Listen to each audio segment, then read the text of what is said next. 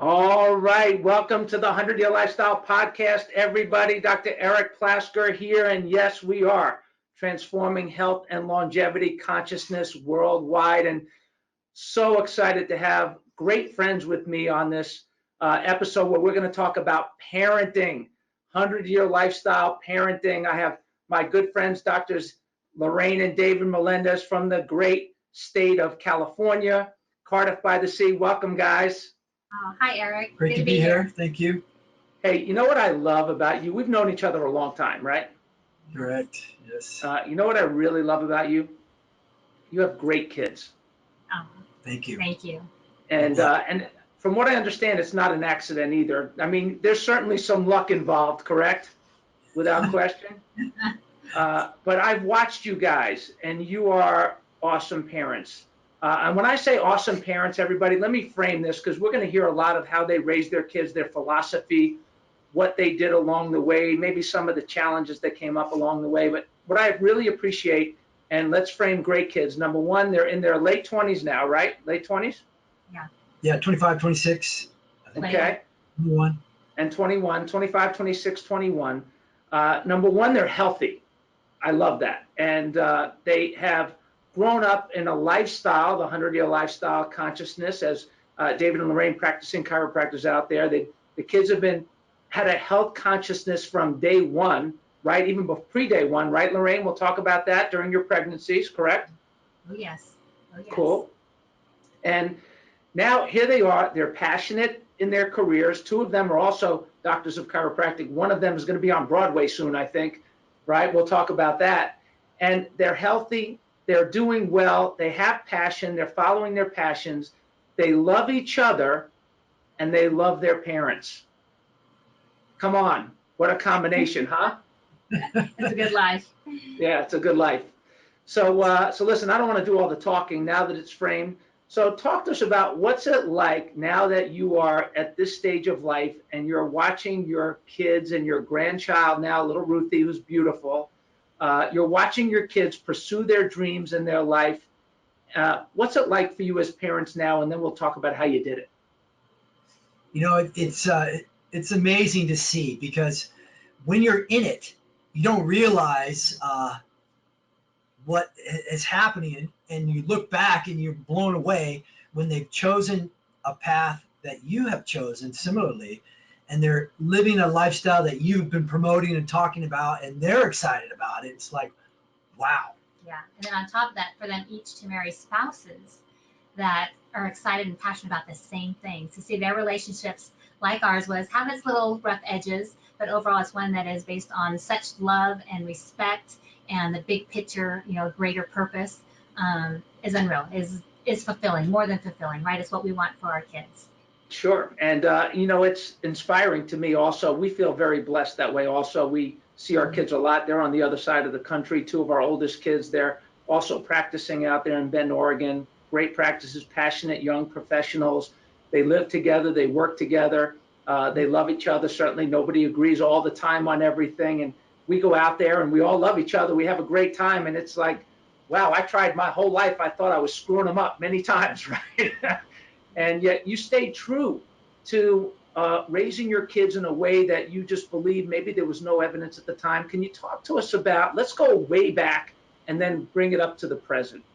The philosophy from a health perspective, from a life perspective, what was important to you 30 years ago, 28 years ago? I'm not sure how many years you guys have been married. How many years? We're going on our 29th year. 29 years. You didn't know anything from anything. And talk about what was your philosophy that was important to you to start raising your kids in this way right from day one? Both Lorraine and I got exposed to chiropractic because of health challenges that other methods failed to address, and chiropractic changed our lives. So we became chiropractors. But I remember sitting in school, learning, reading some green books, and things like D.D. Palmer says, two people sitting at the same bench, one gets sick, one doesn't. And then realizing the connection, the power of a healthy nervous system, the innate ability for the body to heal itself, and remain they remain well. And I remember thinking, when I have kids, I'm going to put this to the test. Is this the real deal? We're going to have, this is before I got married, babies at home, no drugs, get adjusted since birth and see what happens. And I had a willing partner, thankfully, and the living experiment works like it's explained. Yes.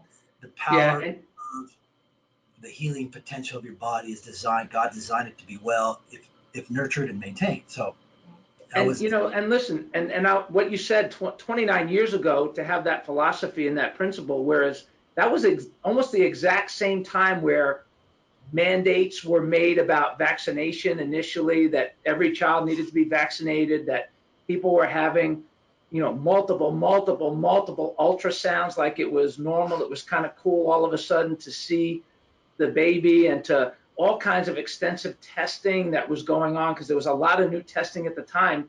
Yet you guys trusted, Lorraine, I'm guessing and assuming that you trusted your body more than the new technologies that have changed 1,000 times since then. Can you talk about that a little bit? Oh, yes. I think it was Barge's book, Life Without Fear, that really got us wanting, letting go of the fears and trusting in this whole process, living the way we're created to be. We're created for this type of life, not the outside in, but inside out. And what I think is so great about the chiropractic philosophy is not just its basis in health, but the living principle, right? The life principle of chiropractic, to love, serve, give. That also flows in raising our kids, showing them love, showing them how to give love, accept love. Serving, we're real passionate about serving not just our community, but we start serving at the home. Each other we started serving, and then our community, and then out further than that. And always knowing that you have a greater purpose. It isn't just here.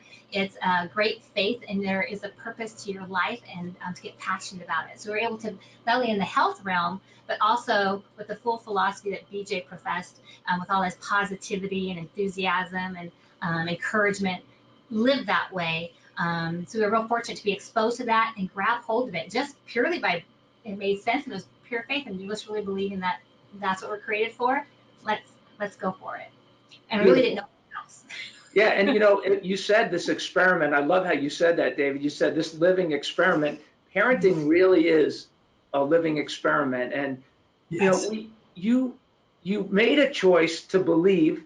Maybe at times there were challenges where your beliefs were questioned, but you believed more in the body's ability to heal itself, and an approach health-wise with chiropractic care, nutrition, movement, fitness, posture, things that just are common sense things, to have more faith in those things and the body's innate ability to heal and function and grow on its own normally if there's no interference.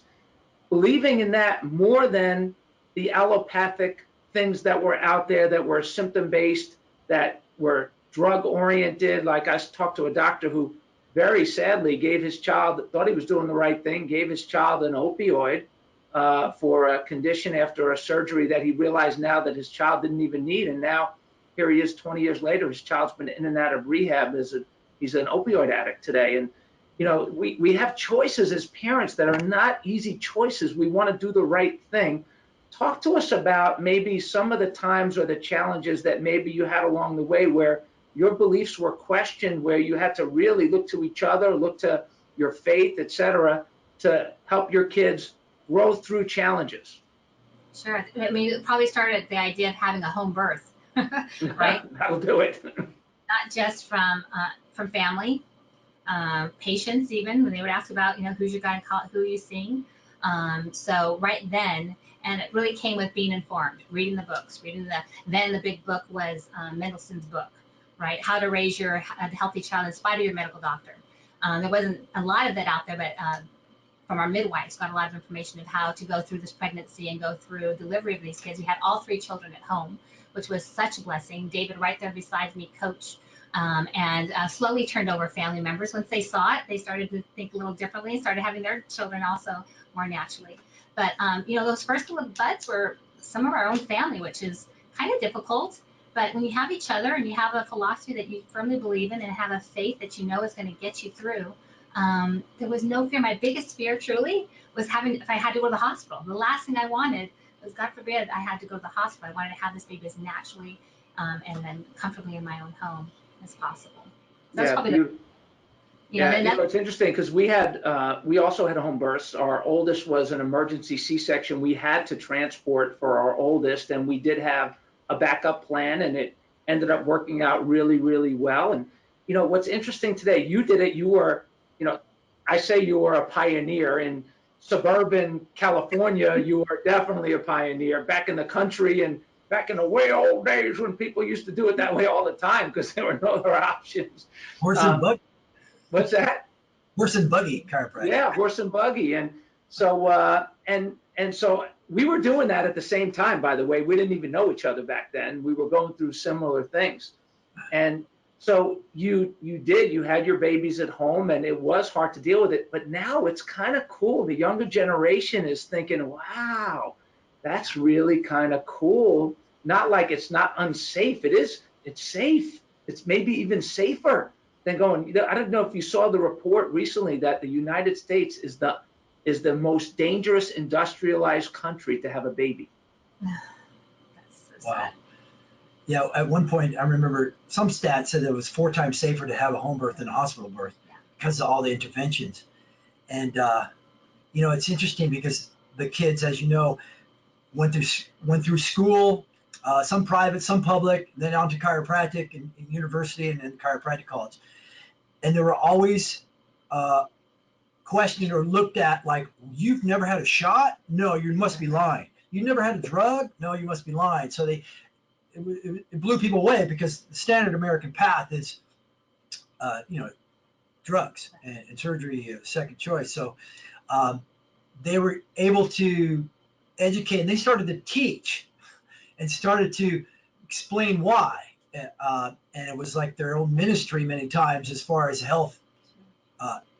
Because, quick note, they were not going to be chiropractors initially coming out of college. They chose different paths initially. But once they got into the world and experienced the standard American path of patient's mindset and what they did, what's called, quote, health, was so mind-blowing that they we want to go chiropractic, we want to go health because these people need some serious guidance, right? So it was eye-opener on both ends. Yeah, it's really true. I remember so many times where the other kids that were in our carpool, the kids went to private school, and we had to all drive together. It was not close by. So, hey, what happened to Ruben? Where's he? How come he's not coming to school today? Oh, well, he's sick today. And like the other kids in the carpool were constantly missing because of being sick, infections, colds, flus, things like that. And our kids were almost never sick. In fact, they got mad at us after a while. It's like, how come we can't take time off of school? So then we started taking vacations when they were young and occasionally taking them out of school. And it really, I don't know if you saw this stat. I have it right here. But back then, years ago, for people that are 70 years old today, there was maybe 2 vaccines fully vaccinated. Grandma, 2 vaccines fully vaccinated. Or great-grandma, I should say. Grandma, 7 vaccines fully vaccinated. Moms today, 14 vaccines fully vaccinated. And then the kids today, 72 vaccines fully vaccinated. And it's crazy numbers. And here's what gets me excited about this conversation with your kids being healthy and not having neurological damage. Just the other side is true. They have amazing, highly functional nervous systems. And yet we have this generation of kids that is neurologically damaged, and this generation of seniors that's becoming neurologically damaged because of the medications. You see a lot of that. Talk to us about your kids when they got to be old enough to make their own choices. What was it like for them and you watching them be grounded in the things that they learned growing up in your home to make choices on their own? What was that like for you, and were there any key moments that stand out? Well, it's interesting. We in practice and in chiropractic, we talk about being congruency in your practice, but also in raising kids, having a congruency in your life. Because what doesn't work is do what I say, not what I do. You have to do what I say and do. You have to represent. And when kids see that you're true and the integrity is there that you representing your passion, they gravitate towards that, and they see that it's not BS, that this is real deal. And so when it becomes challenged, they know their parents standing on some truth. I need to get solid so I can communicate, because they're getting it from their schoolmates and people on the outside saying, you never had shots, you don't take drugs, you're kind of strange, you know, what's going on. So that principle helped them, drove them to be solid in what they believe, right? True. And like Lucas, when he was a freshman in university, he had to write a paper for your regular classes, your undergrad classes. And he wrote about chiropractic, not even chiropractic, but about health and vaccines. And this is just a regular university, it's actually Santa Cruz. And he was told he couldn't write about that subject. He could not write a controversial in college.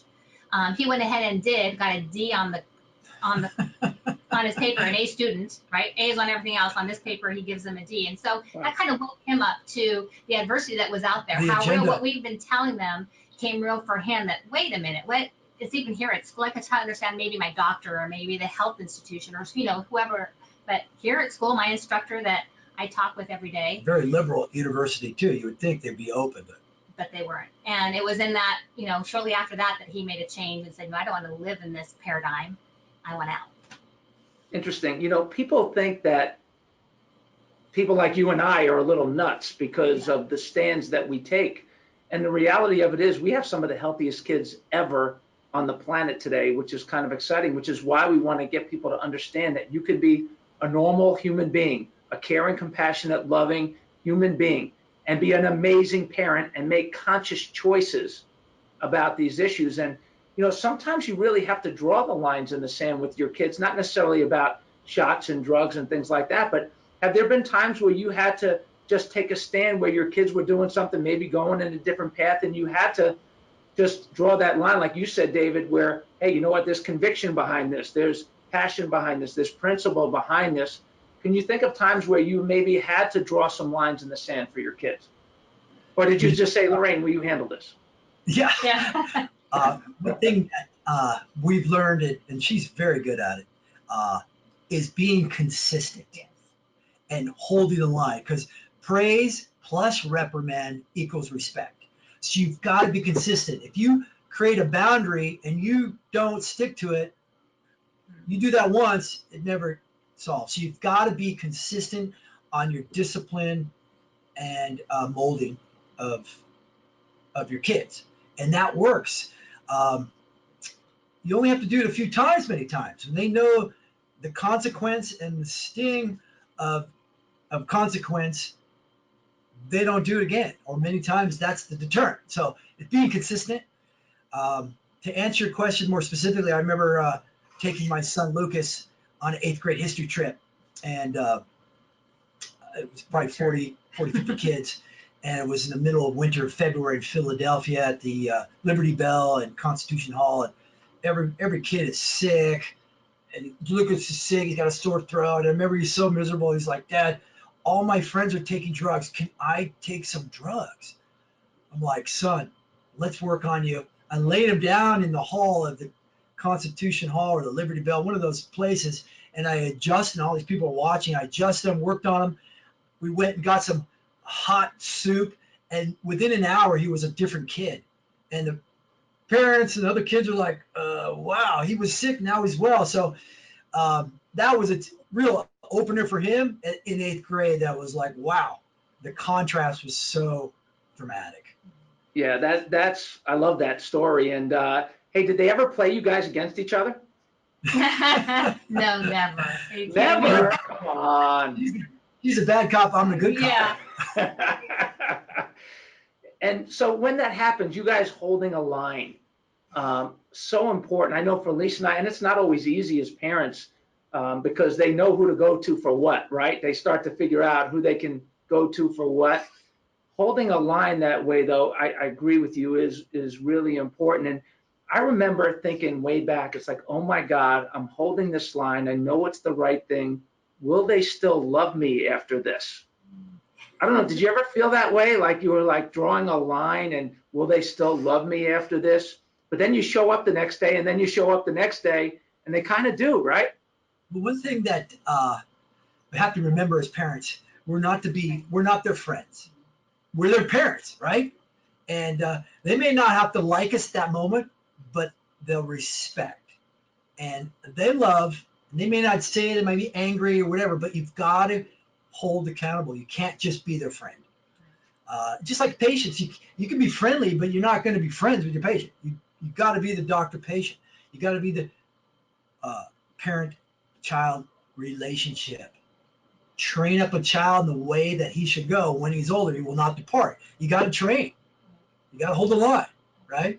Nothing too, just giving alternatives, little alternatives. Like they all remember Lunchables were all the big rage there for a while, and the kids, all the friends were having Lunchables. So no Lunchables. Poison. We read the ingredients, make sure they read the ingredients on the back, and this is why. But then we make real colorful fruits and cut them up fun and make things so that they were proud of whatever they brought to lunch if it wasn't a Lunchable and something else. So little things like that too, Shannon. We respect and know what you want to belong, you want to be this person. So those little things too, that you're on their side. I understand this, but not to that. We're not going to give you this crap, this bad food, the sodas and such either. So having those. Yeah, and I love that, and the ingenuity, and you're taking the time to show them, and how important. I know you guys, 100-year lifestyle, that you're helping so many patients in your community live this philosophy, using chiropractic care, healthy lifestyle choices, thinking differently, giving people a long-term vision. As a parent, it's so hard, especially for parents of young kids and teenage kids, that, man, if I could just get through the day. How important for you was it to keep that long-term vision for what you wanted for your kids long-term, rather than just immediate gratification in the moment? One thing, and I share this with some of my colleagues and parents with teenage kids, one of the best things you can do for a preteen or a teenage kid is take them on a mission trip or a service trip, whether it's a third world country or a local food bank, is when they get out of themselves, because teenagers tend to be very self-focused, right? When you get out of yourself and start serving and see how other people live that may not be as fortunate, it opens the eye and it really humbles, and it tends to really bring down that selfishness, and they start to become other-centered. Because if you can instill other-centeredness and a spirit of giving, loving, and serving, it changes their mindset, and they're open to helping others, and that opens the door to many things. And any career you choose, you're helping, but it really solidifies. I think that's a help. Right, and that was an early lesson too. The beauty of charity, of loving. What does love look like? Love looks like charity, and I don't think there's anything more beautiful you can teach a child, and it has to be by example. That you make your child beautiful from the inside out. That's where they have the kindness, the compassion, is when you instill that charity. Some small concepts at the beginning, and then that mission trip and those service trips, even at school, the volunteering, as well. So big one. Yeah, beautiful and well said. You said something that really just touched me too, that you said so they could see what love looks like. In this country that we live in today, in the world, there's a lot of bad love out there.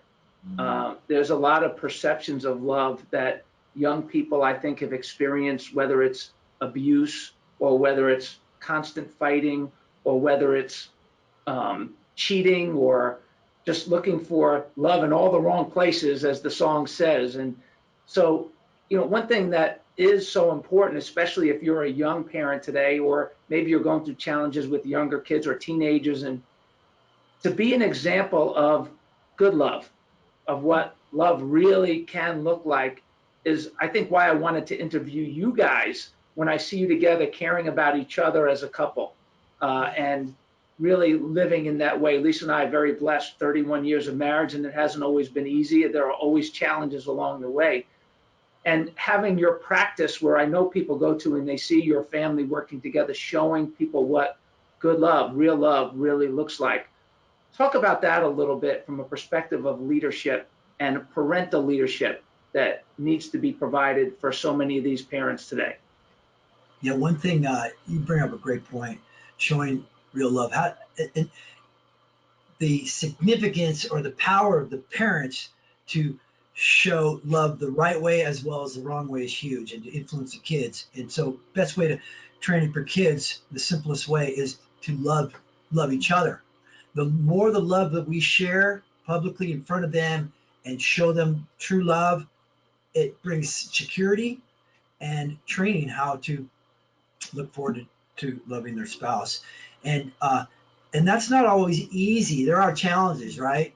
And having faith in God and a third party mediator, ours is our faith, and the power of God to mediate our marriage is unbelievable. And having accountability at our church and things like that.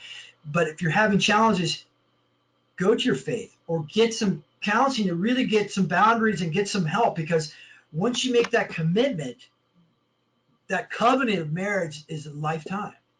Stay the course. It's not easy street. We know that, but the rewards are so great.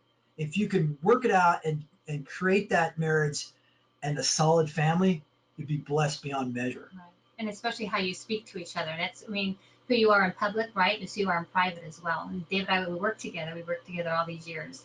And we leave, when we have to have discussions, it's always away from the kids. It's in a closed door or out somewhere. It's never, and then if they do sense it, we sit down, we discuss it, discuss the challenges as well. They appreciate that and know that it's real, and then apologize. I think that's the other thing, is being willing to apologize to your kids when you do blow it, or you did do something disrespectful or not great with David, or vice versa. They see that. Yeah, that is huge. And go ahead, David. I'm sorry.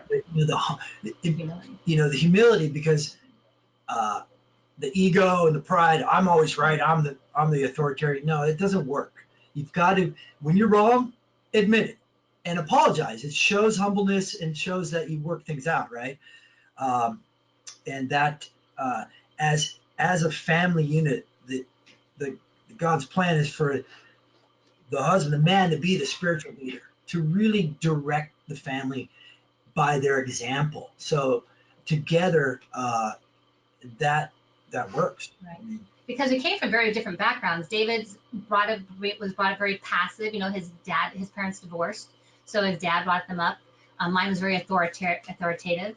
So we knew we couldn't do all this, so we took parenting classes when the kids were not even toddlers yet, to be on the same page with how we were going to teach our children. We chose positive discipline, which was a great way that was congruent with the way that our philosophy was with chiropractic and life, and learned how to parent in our words and how we would respond and respect, all these different things. We had to learn too, because like you said, they don't come with a manual, and it's a lot of it's luck. Yeah. So what is positive discipline? Talk about that. Bad cop. Wait, you're the good cop, she's the bad cop. Is that what you just said? Yes. Okay. Very good. You got that roll down? I don't know. Somehow I see that could swing both directions at different times. Exactly. Depends on the subject matter. Yeah, there you go. Well, it's really a couple of things that I remember. I heard on an Oprah Winfrey show years ago about, there was an expert on there talking about apologizing to your kids. And so much of you hear about kids that are having challenges, whether it's getting into drugs, maybe cutting, things like that are just so scary, sad that children, people, teenagers will go down those roads. And a lot of it is because they're not living up to expectations, or that there's this idea of they're not perfect. So that if they're not perfect, then they're nothing, which is so crazy. And seeing their parents being willing to have discussions, apologize to each other and apologize to them when they make mistakes, and nobody's perfect, takes a lot of pressure off, don't you think? Oh, definitely. And being there for them, when they were in baseball, we were baseball fans. When they were into karate, we did the karate term, whatever it is, and their friends, parents became our friends, so that we kept this unity going and together, so that they felt, and we celebrated the smallest things and the biggest things, because life, we did praise feasts, on their birthdays, or when something great went, we all go around and say something positive about that person, so that they felt their worth, they felt, valued, which I think is so important, because there's so much fear. I think so many, at least with these girls, my daughter's friends, a lot of anxiety, these kids on anti-anxiety medications, just antidepressants as well. And with all the fear, like you said, I think a lot of it is the expectation. They want to have arrived. They're not willing to take the journey. They're not enjoying the journey that it takes to get and it's so important that parents listening to this, that there is no quick fix for things like that. I mean, those little pills that you think are a quick fix can turn into a lifetime of hell. Listen, they have Adderall Diaries, shows on TV, on HBO and these other shows because of the challenges of these kids that are getting. This breaks my heart. We have a woman, she's chiropractic lifestyle care for years, healthy as can be, doing amazing. She's getting younger every day, like so many of your patients that are living this lifestyle, getting adjusted, eating healthy, exercising, all of those things. And she would say that she made a mistake at some point way back because she put her daughter on Adderall. And now her daughter, 10 years later, is having so many challenges, struggles with addiction, with weight, with self-esteem, all kinds of things that are just sad, scary. And it's very unfortunate, number one, and number two, she has so much regret. But here's the kicker. She knew at the time, and she thought at the time, that she was doing the right thing because she was following the path of that allopathic, feel better in the moment, get through the day, just get through the week, just get through this month. And she now, 10 years later, regretting it so much. Talk to us about, during challenging times, a little bit, how did you get through some of the challenges? You know, it's like not everything is not, life is not all roses. So there are challenges, as you know. But going deeper and not fleeing in fear, but going deeper and finding solutions that match up with your worldview instead of just freaking out and running to the quick fix mentality. But sometimes going deeper, getting consultation, getting help, someone that knows more information to help meet the challenges from a holistic, natural point of view, so that, you know what, there are solutions. It takes involvement. It's not easy. It takes involvement. And that's why we practice what we practice. We know patients come to us knowing very little or need our help and guidance. So anytime we can instill and give them direction and hope in a different, natural, drug-free way, it's a powerful approach. So not being afraid to ask questions, ask for help, because there are people like us to help direct. And in our life, there were others that helped us direct, that knew more, that had been before, right? Our mentors that really guided us. So having mentors, having people available to mentor is huge. Yeah, and I think too, sometimes some of those things need to be exposed. I think when they're held in the dark or held, hidden, that then you don't deal with them and they're just something you're maybe shameful of or that you carry, this baggage that you carry. So like you said, the mentors are having a coach, talking with someone they trust, their coach, their youth pastor, a neighbor whose father they look up to, something like that they feel already they look up to. It's just, they're right here. If you make those relationships, they're right here for you. And so it's not just mom and dad saying, but they can say things to these other people that you trust as well. Those relationships as parents, we have a great network of friends that, different stages of the kid's life that have helped us through this whole journey. And that's how it's meant to be. And we help each other out through this. And it's a beautiful thing because we do the same for theirs. And it's awesome. It's awesome. It is. And how cool is it now? I know for me, I love it. We used to hang out at the Big Green Egg in my backyard, barbecuing, and we had a lot of very deep conversations around the Big Green Egg grilling with my kids, their friends, or they would be in the kitchen and they would be chatting with Lisa. And we just used to congregate in our home. We had the house where people would want to come and hang out in, not because it was big or anything like that, because there was love and there was openness and it was a safe place to create the environment where kids could express themselves and let their hair down and not just have their masks on, but really be their authentic selves. And, when I'm around your family, I feel the same way about your family. And so it's beautiful to share this conversation that we'll probably do over and over and over again. And And I'm just so proud of the work that you're doing and the stand that you're taking for your community, because, you know, it's not an easy time today to be a parent or to raise kids. Talk about, give some, you know, advice maybe to people that are on the edge, they're losing their mind, or maybe they're trying to find their way and find their center again. What would you tell them? You know, it's really, you know, as a chiropractor, we're in a fabulous profession that has a metaphysical concept, right? Universal and innate intelligence, which for a profession is fine, but as a being, we're spiritual beings. You need to tap in to the spirit. God has a plan for their life, and going to your church, your synagogue, getting in touch with a higher power to give you that assurance and guidance is huge. I can't tell you how huge that is. And then you're never alone. You're never alone. You've got the mediator, right? It's a supernatural thing. It's hard to explain, but you got a supernatural mediator, because we don't always see eye to eye. You know, we've had challenges, but we've had a great mediator. And patients ask me, well, you guys have worked for 30 years together and you don't get in a fight every day? It's a supernatural thing. I can't explain it. Yeah, it's a supernatural thing. You learned a long time ago that it's a waste of your time. Right. Yeah, you can be right or you can be happy. I choose happy. Yeah. Yeah. There's so many opinions out there, right? So many opinions. Everybody has an opinion on what to do with that kid that's laying on the floor having a fit. So surrounding yourself with people that not only are knowledgeable, but have done it. Why recreate the wheel? That you see the fruit, what they've done, what they've created, and make those relationships. Make those relationships is important. Not just staying home and even on the computer. It's those relationships. It's people with people that are so important.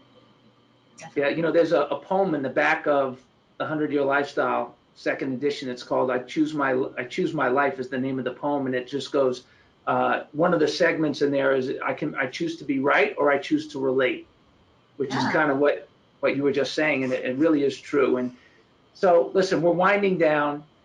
You guys, so excited that you were willing to take the time. I know you're busy. You got a busy practice, going from 2 doctors to 4 doctors and 6 doctors and whatever it is there, helping so many people there in San Diego. If you are looking for a bright light for your family in the San Diego area or anywhere close, our friends, Drs David and Lorraine Melendez, do an amazing job out there. And closing thoughts for maybe some families on parenting, on health, on any issue that you feel like would be relevant to them today and now. Yeah, one thing that I wanted to share, you know, how do you spell love in parenting? Is time, Time. It's time in, and the love that you represent and share filters down. It's a trickle down phenomenon, right? So those are some powerful tools, and being congruent again, do what you say and what you do are in line. And as you know, it goes by so fast. It goes by so fast. These kids are out of your home before you know it. And so if you don't know, if you're not enjoying it, if it's more work than it is joy, check in with, get the information, get with somebody and see why it should be. There are those times, but it should be so much more joy because it does go by so fast. Yeah, and you know, one thing with that because I think what you just said is also really important. And if you have a strong gut feeling that what you're being advised to do by a doctor, no matter what their background is, whether it's a shot, a drug, a medication, or a procedure, or something like that, if your gut is screaming at you to not do it, don't do it. Back off, take the time. Time is on your side. In almost every case, time is on your side. If there's one thing we learned about the 100-Year Lifestyle, people living longer than ever, time is on your side. Take a deep breath, take a step back, see some people like other types of providers like David and Lorraine and our other affiliates around the country, or great people like them that share a common belief. And just make sure in your gut you feel like you're doing the right thing so you can live with yourself and your choices. What do you think about that? Amen. Very good advice. Yeah. It's their moms and the dads too, but it is so strong. So Yeah, strong. because I mean, moms and dads today are being ridiculed for unique, different types of choices. And so, listen, you need to stand strong in that. And I'm sure glad we did. I remember there was a time that they wanted to cut Jacob's leg off, basically, because it was growing different because of after his injury. And then they were going to sew it back on. I was like, you're out of your freaking mind. We're not doing that. And Lisa, I thought she was going to jump over the table and wring this guy's neck. Are you crazy? And so it screamed at us. We made a different choice. Took us a little while to find the right path for us, and we did.